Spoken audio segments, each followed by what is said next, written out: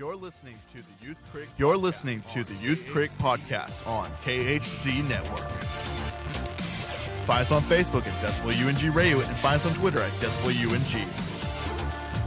If you like this episode, please leave a like and comment on our iTunes page at KHZ Network. And now for the podcast.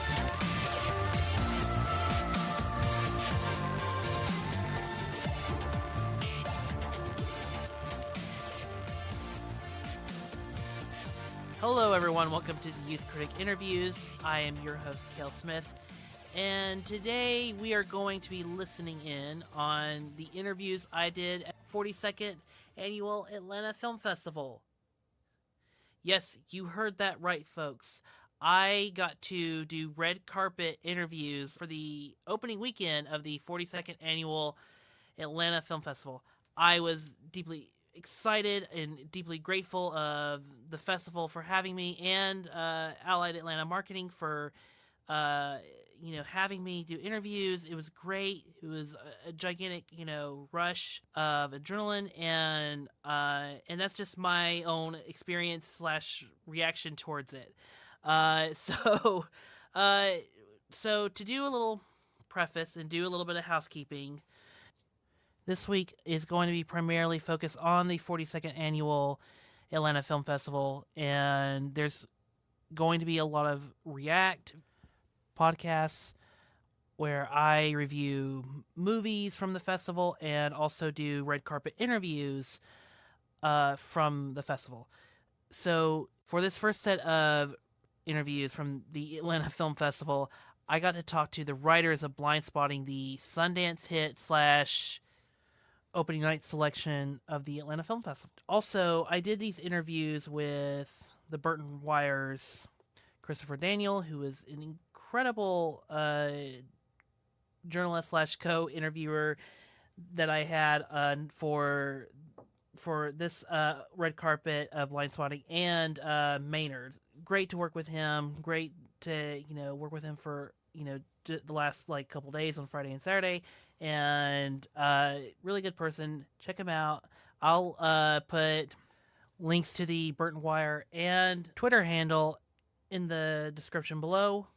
Also, I will put it in the plugins at the end of the show. So without further ado, let's get into the red carpet interview with Davi Diggs and Rafael Casal. Blessed to be in front of you guys. Let me get you introduce yourself real fast. Hey, Davi Diggs. This is Rafael Casal.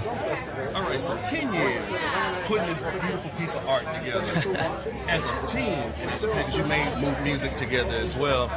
How do you guys put up with each other throughout the course of 10 years to get the story right and to make sure that it's clean, and then you both bring in your views on Oakland to break this one thing? How do you guys balance it?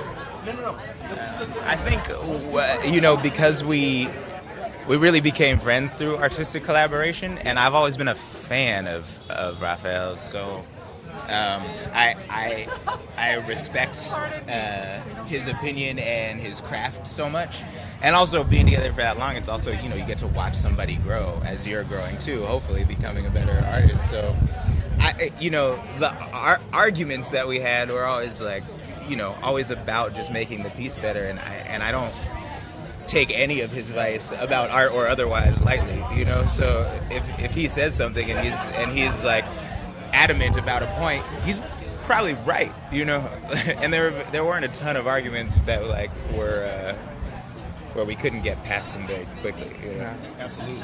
Yeah, I think when you build a strong foundation of collaboration with somebody, no one makes a suggestion that doesn't have the right intention behind it. Whether or not you disagree on a point, it's there's something that we're both scratching at, and we're trying to figure out how to make it the best thing possible. And so if there's a suggestion where we're both oh, that's interesting, that's one way to interpret it, here's another one, let's dig that out and see, and so where we land and see if we're excited about the end of that road. So also, yeah. I think we come from a tradition of hip hop and from making rap music, which is all about revision. Nothing is precious there.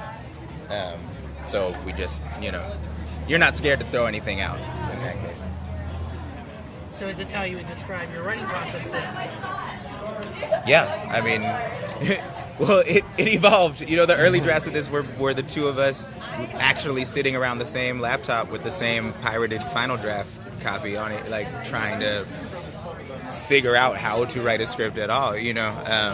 And as it branched out, I think it's all in the revision, right? It's always been about working for a while, getting really excited about some ideas, putting them down, leaving them alone for a month or 6 months or a year, coming back to it and being like, oh, that was dumb, or there's a better way to do this, or the world has changed drastically since we wrote that. You know, how do we make this feel contemporary?